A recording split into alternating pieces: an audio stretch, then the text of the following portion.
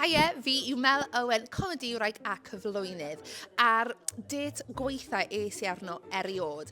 O'n ni mynd i cwrdd ar bwys carreg cofiwch Tryweryn am ryw reswm. Dwi'n dod o Ceredigion, it just made sense. Ac nath e troi lan a oedd na dafad wedi trigo yn cefn i garo. Ac obviously o cwestiynau da fi, ond it's a bit like, what's the carcass doing in the back?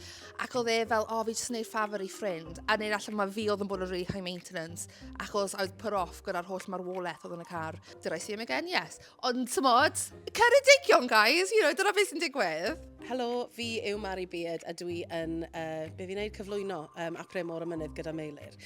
Stori deitio am rai fi feddwl nôl, amser hir yn ôl nawr, ond fi cofio ni'n reit nerfus am un deit, a nes i fynd i ryw lle ble oedden nhw'n rhoi gwyn am ddim i ni. Nes i efo'r coch a gwyn, a coch a gwyn. Nes i nôl i'r tŷ y boi. Do nes i. A nes i'n sic iawn yn y bathroom. Oedd yr lle yn binc gyda'r holl wyn nes i yfed. Nathon ni ddim mynd yn pellach.